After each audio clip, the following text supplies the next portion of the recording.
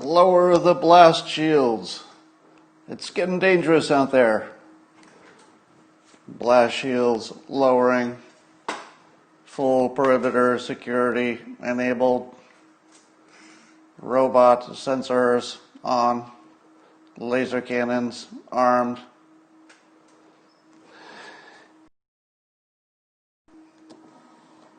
Hope the rest of you are staying safe. It's dangerous out there. It's dangerous. It's dangerous out there, I say. Do you know why it's so dangerous out there? Because the weather's nice and we've been cooped up and people just need to get out. Just need to get out and get some exercise. So we've got protest theater breaking out everywhere. But let's talk about the good news first. Want to hear the good news? I think you saw it. Was that the coolest rocket launch ever?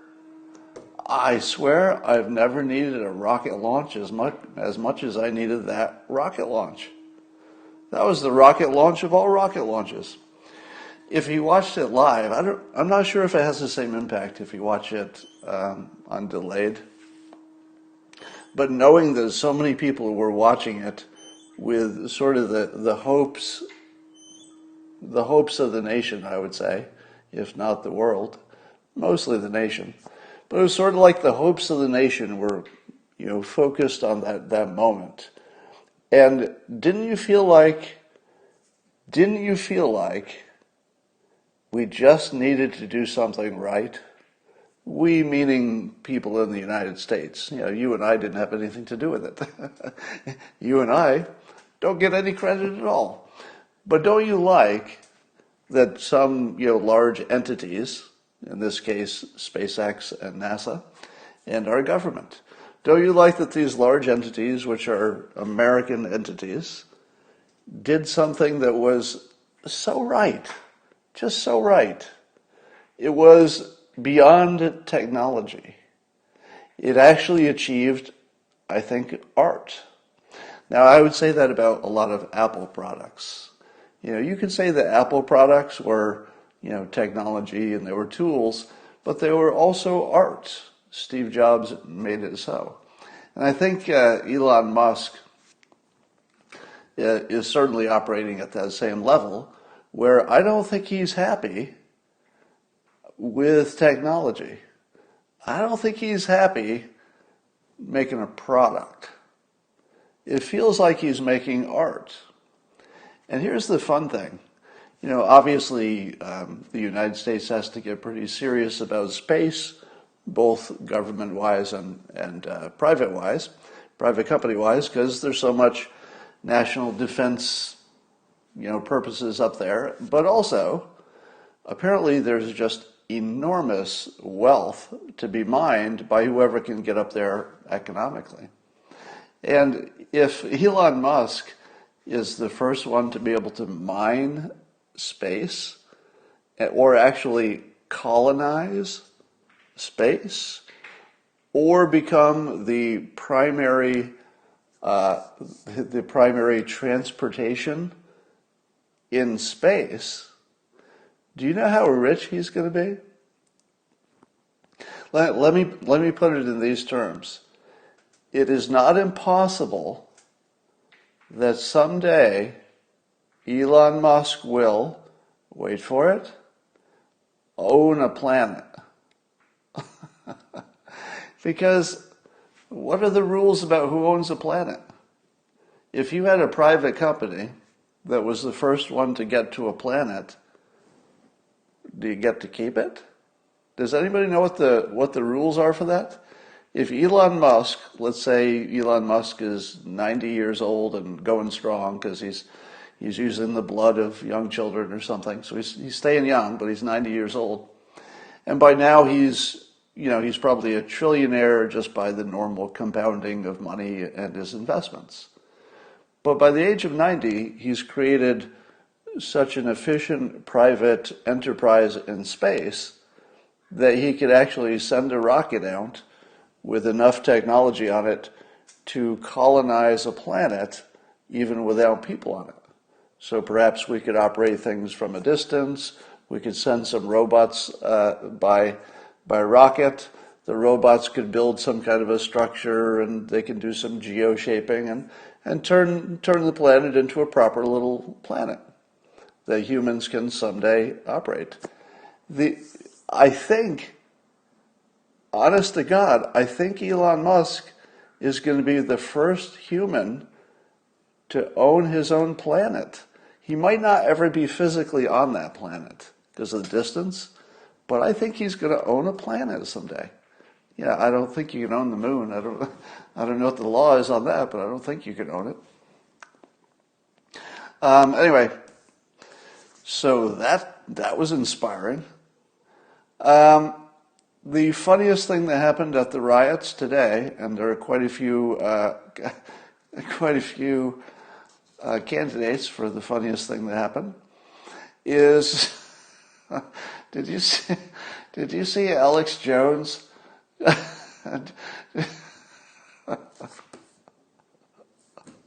This is the funniest thing. Alex Jones somehow got an armored vehicle with a loudspeaker on it, and it looked like it was I don't know, a Hummer that had been outfitted with some kind of armor.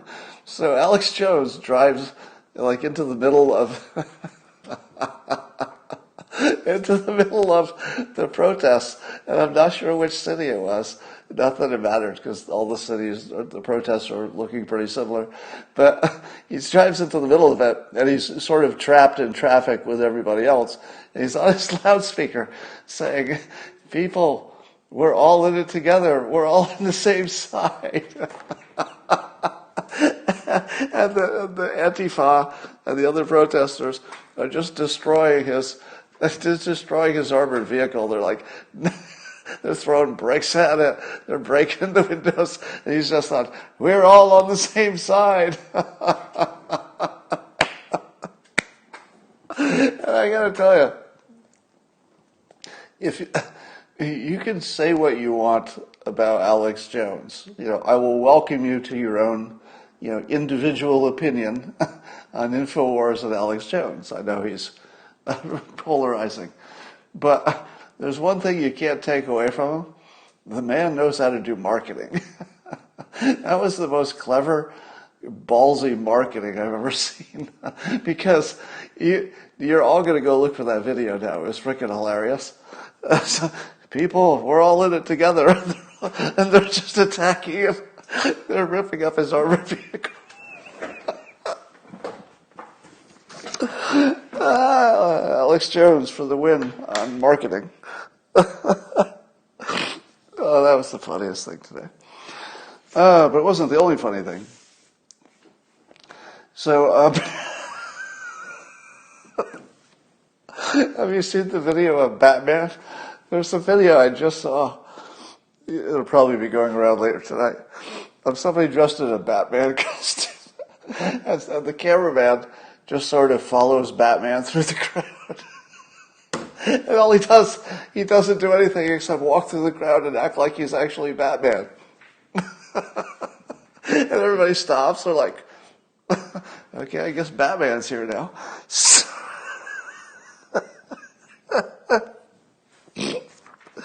Oh, okay, so Batman was funny. All right. So I tweeted this joke that I knew at least 1/3 of the people wouldn't think it was a joke.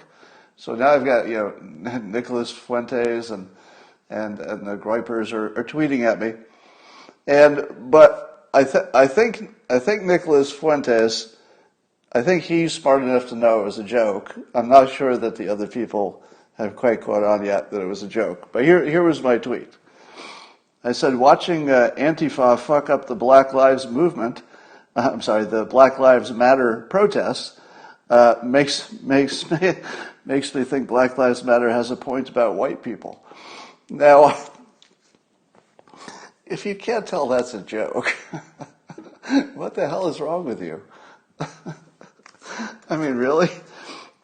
Now, the reason that it's funny at all is because there's some truth to it. But of course, like all jokes, it acts like something with a little bit of truth to some kind of universal truth, which of course it's not. But that's what makes it a joke. So your brain is trying to reconcile that it's a little bit true, but it's not really sort of generally true. So you have to wrestle with it a little bit. That's what makes it funny. That's what triggers the laugh reflex, that it almost makes sense but doesn't. So remember, that's the whole point of a joke, is that it almost makes sense, but it doesn't. So it is true that Antifa is messing up what should have been a very clean and effective Black Lives Matter message. Because that video made it very possible for Black Lives Matter to really gain a lot in terms of, empathy and understanding, political clout, maybe get some things changed, maybe get some movement, and maybe make a difference. There were all these things that could have easily come out of this. And I think Antifa is the one breaking the windows, right? Now, I've seen a few videos of Black Lives Matter activists yelling at these white Antifa people who are breaking up, they're messing up property. And Black Lives Matter, at least the ones on these specific videos, it's not like it's capturing everybody's opinion. These are just some individual videos. But anecdotally, there are enough Black Lives Matter activists who are saying, that's not why we're here. We're not here to be looting on camera. That's working against your program. So because Antifa has somehow Antifa has sold Black Lives Matter on the idea that they're on the same team. But maybe I don't understand these two organizations well enough, and you can correct me a bit on this. So fact check me on this. Would you not say it's true that Black Lives Matter would like to build something? In other words, they'd like to build businesses for the black community. They'd like to build some economic security. They'd like to build better opportunity, build a better life. They'd like to build something specifically, right? I don't see Black Lives Matter saying we want to make somebody else less happy. I think they want to build something for a group. They've got some friction, in terms of, how society is organized. That's their view. And so they're trying to fix that. All good. Not only is that all good, but everybody on the right, and you'd think everybody on the left would be in favor of that. Why is that not a good thing? Certainly the right is in favor of it. There's nobody on the political right who is not all for the black community building something. Building something even more than ever before. All in favor. It's completely genuine when the president brags about bringing down black unemployment. That's completely real, and I'm not sure that anybody knows that there's a genuine pride in helping everybody do better. So you've got that, but then Antifa comes in and they mess up that clean message, because the message was so clean this time because of the video. Well, maybe not as clean because there's some new video. We'll talk about that in a minute. But for a while there, everybody was on the same team. And the black people were trying to build something. I think everybody else was certainly in favor of that. Nobody was against it. Why would you be against it? And then Antifa comes in, and I'm not sure they're trying to build something, are they? They're literally trying to destroy the lower class to get to the upper class, to destroy them. Am I wrong about that? The Antifa is actually trying to break the entire system, but since they can't sort of directly get to the elite, they're doing it by destroying the foundation, which is the black community, for example. So I'm pretty sure that Antifa is the natural enemy of Black Lives Matter, and I don't know that Black Lives Matter has figured it out. The other thing that's weird, and I mean, it's almost so incredible that it's going to come out of my mouth and it won't even sound like it's reality, but I'm going to say it anyway. The natural allies of Black Lives Matter are Republicans. They're natural allies. Because the Republicans have a very simple system. I say it all the time. If you follow the Constitution, you're cool with us. You follow the law, you work, try to take care of your family, boom, you're done, you're good. You are 100% everything that Republicans like and respect, and they'll help you get a job. They'll help you succeed, and they'll like it. They'll not only do it, they'll like it. They'll brag about it. They'll tell their friends they helped you get a job.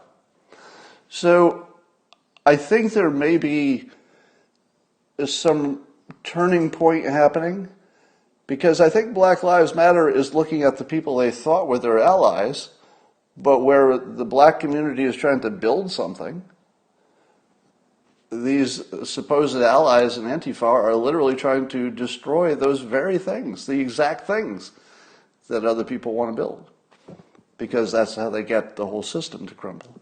I think, unless I'm misunderstanding everybody's objective, I think that I'm saying that accurately.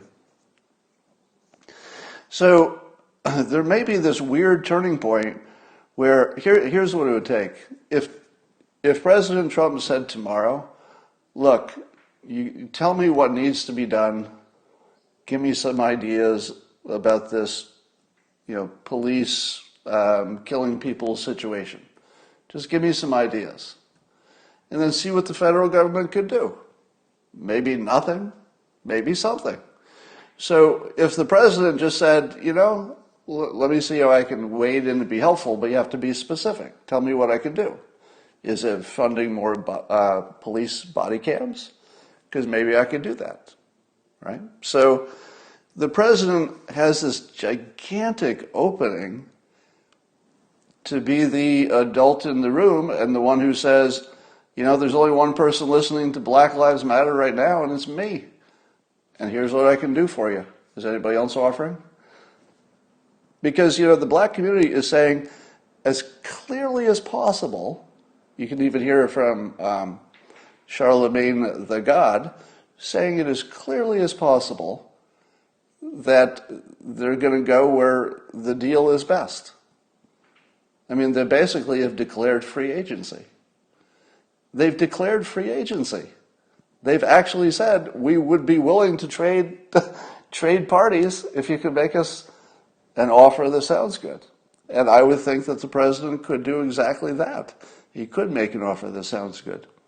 So you may have this weird situation where these protests are going to turn into the black community saying, what's the most pragmatic thing we could do? If you just want to be practical and actually just make results, the most practical thing you could do is pair with the Republicans.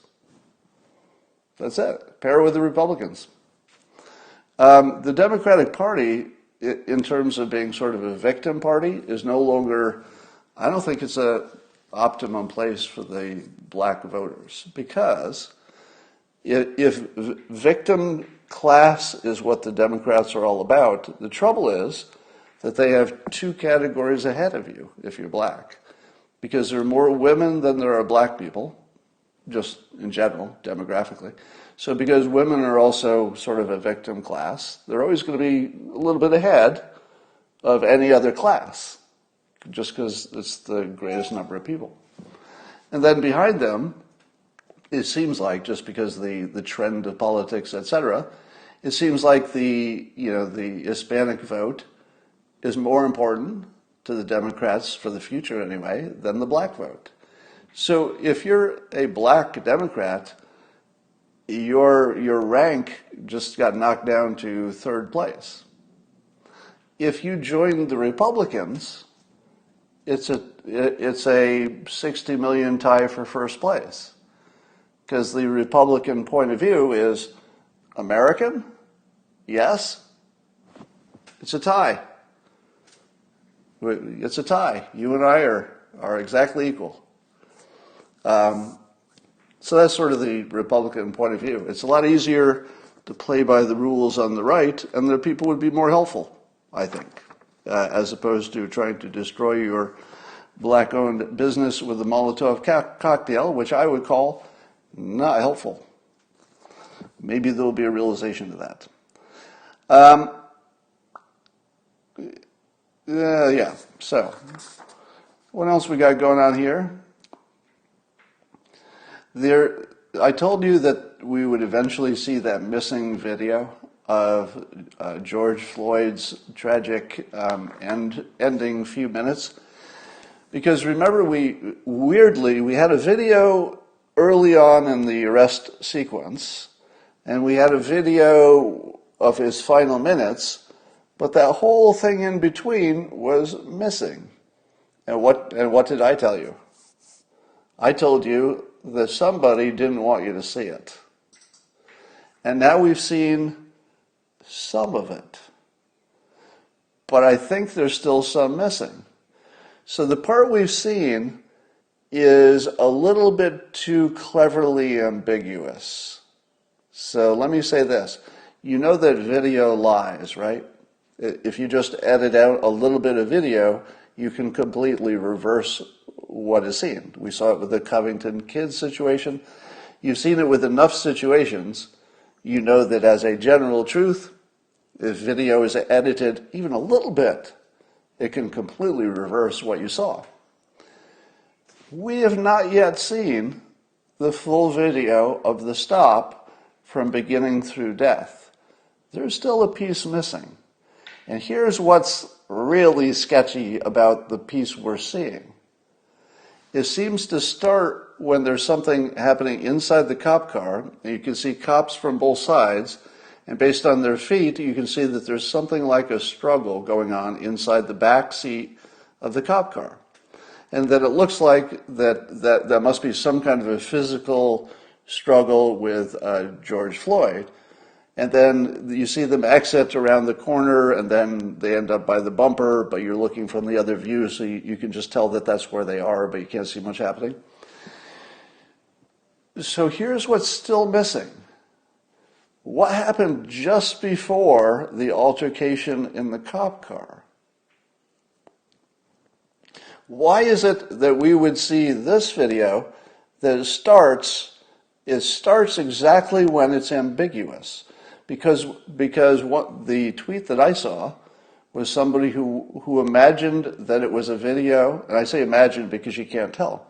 He imagined that what was happening inside the car, that you can't see at all. There's no visibility really in the car. But you know there's some kind of altercation going on there because of the legs on the outside. So one person imagined that that was the police beating up George Floyd, just beating him up. Now, is that possible? Yes, anything's possible. But could it be that there was something else going on? Somebody had suggested, I think Ian had suggested, that he had said something about being claustrophobic when he was, toward his final words there. Now, if he was claustrophobic, there might have been maybe some kind of a panic situation in the back of the car. It could have been misinterpreted as resisting arrest when it might have been more of a panic. Maybe. I'm just saying that we don't know what to rule in or what to rule out. We still have a black hole of non-information there. So I would ask you to be really careful when you see that new video from the new angle, because it's missing probably the most important part. And I'm guessing that the most important part, the missing part, somebody doesn't want you to see, because it might change your mind about something. Now, it could change your mind in the wrong way, meaning it could be misleading. So it's possible that somebody doesn't want you to see it because it's misleading. You can't rule that out. That would be a legitimate reason to hold it back. If you thought it was going to cause a race riot and it was misleading, a reasonable person might decide, I'll just hold it back. But another reason to hold it back is that you want to mislead. We don't know. We don't know who has the video, and we don't know why they're holding back. We assume that the whole video exists, because it would be kind of weird if it doesn't. But there's probably something that happened right before they put him in the car that would suggest where the bad behavior, where the sequence of events started, I guess, and then maybe would give you some greater understanding of the whole situation. That said, there's no excuse for killing the guy who's once he's down on the ground. So there's still a lot of questions that need to be answered there. The weirdest thing about these protests is that the whole point of the protest is against the police. At least that's the trigger for it. As I said, Antifa is there for their own reasons, and they're not being especially helpful to Black Lives Matter. But given that the trigger for it, and at least Black Lives Matter's main issue, is the police, the weirdest thing that's coming out of this so far, and fact check me if I'm wrong, are we now seeing the police in lots of different cities being both restrained and really professional and quite effective? Is that what, bike police shooting tear gas? I haven't seen that. But wouldn't you say that they're actually doing a pretty darn good job? So if the protests were supposed to put pressure on the police, the weird thing that happened is it made all the protesters look like bad people because of the looting. Now, let me say as clearly as I can, the percentage of protesters who were actively looting, I imagine, was pretty small. 2% tops. Maybe 2% of the protesters did any looting or defacing property. But the way these things work, it ends up smearing the entire operation. So the protesters are getting their reputation completely smeared by the 2% who are doing the looting and whatnot, throwing bricks. But the police are looking really strong, professional, restrained. I haven't seen anything yet, and there should have been a lot of examples of it, but I haven't seen anything yet that strikes me as, outrageous police behavior. Now, of course, there are a lot of cameras there, so there's a lot of reason to be on your best behavior. But it's a tough situation, really tough situation. I do not envy the police who are there. And I have to ask you this question. I wonder if things would have been better with none. Because it was the Antifa people breaking windows, I think, which mostly attracts the police. Then once the police are there, Black Lives Matter, who is mostly angry at police, now have a whole new reason to be angry because they're right there and they're looking threatening. So it looks like Black Lives Matter is the big loser in this because it accidentally made the police look really professional while making Black lives look really bad because of these 2% of looters and the Antifa causing trouble. All right, well, I'm sure there will be examples of police behaving badly as well. But because there are a lot of people involved, so you can't expect everybody to do a good job.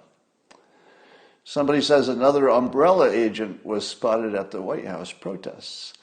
Yeah, I saw some pictures, who knows how real they are, of people with umbrellas, and they seem to have little wires, the kind that Secret Service would have to have an earpiece. But I don't even know if those pictures are real. It could have been easily photoshopped or something. The left is breathlessly saying it's not Antifa, it's Proud Boys. Well, good luck with that. I think the number of conspiracy theories that will grow out of this will be just amazing. All right. An FBI guy was hit with a brick. Is that true? Has Black Lives Matter denounced the looting? Well, I'm seeing videos of organizers yelling at the looters quite aggressively. So the only thing we know is that individual Black Lives Matter are very aggressively trying to stop the bad behavior, but there's just so much they can do. It's not like they're armed. How did they get all their black outfits so fast? Well, if you're talking about Antifa, they've had them for a long time.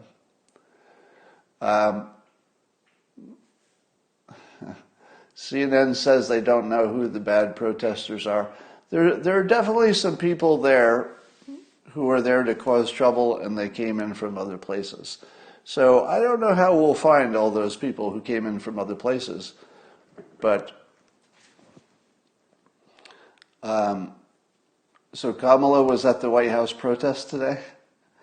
God, I wish Biden would just go ahead and name Kamala Harris as his vice president choice, because all this waiting is killing me. Yeah, videos are popping up all over Twitter of Black Lives Matter condemning Antifa. I've seen 3 of them, I think, so far, so I would expect more.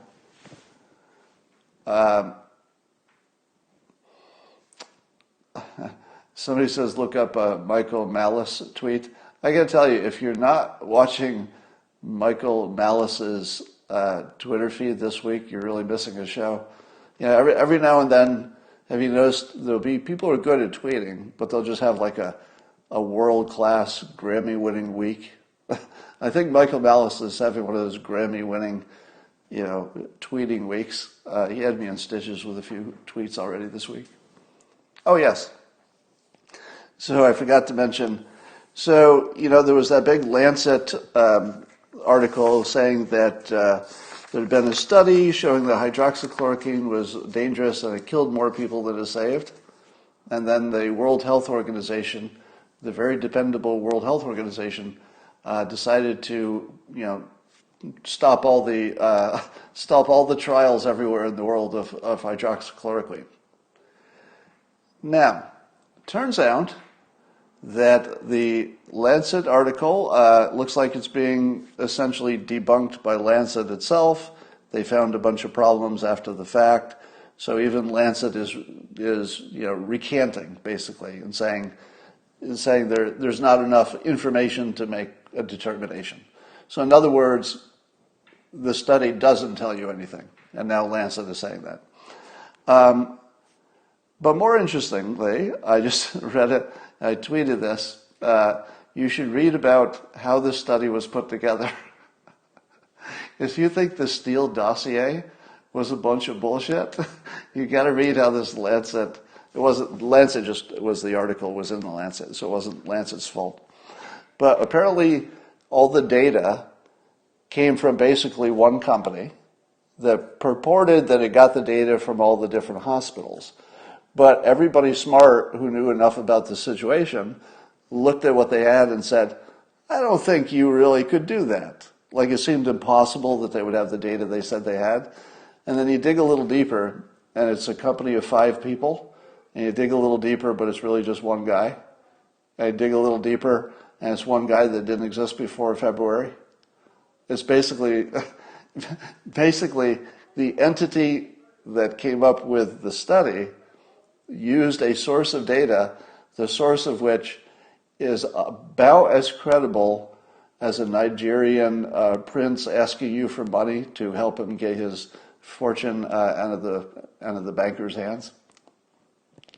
It is hilariously non-credible, meaning you read about it, so just look at my Twitter feed if you want to read the details. But a doctor looked into it and found there's just no credibility to it. So, the World Health Organization, once again, did the wrong thing. Now, if you're checking my record against the World Health Organization, I'm up to, 6-0? Every time I've disagreed with the World Health Organization, I've been proven correct. I'm not saying I'm a medical expert. I make no such claim. I'm simply pointing out that if you were to compare our track records, I have been far, far superior in medical recommendations than the World Health Organization. Do you know who else has been more accurate than the World Health Organization? Magic 8 Ball. Coin flip. Monkey with a dart. Mike Cernovich. I didn't mean to say Mike Cernovich directly after Monkey with a Dart. Simply, these are entities, Kreskin, Trump, basically everybody in the world. That's so funny. The World Health Organization is literally the least credible health organization in the world. What do you call the most irrelevant medical organization? Who? Kind of perfect. It's like the simulation. Just wanted them to be called who? Because that's what you call irrelevant things. Hey, did you hear about the irrelevant person? Who? Of course not. Nobody's heard of irrelevant things. Who? All right, well, I think I beat that horse. All right, that's all for now. I will talk to you in the morning. You know where.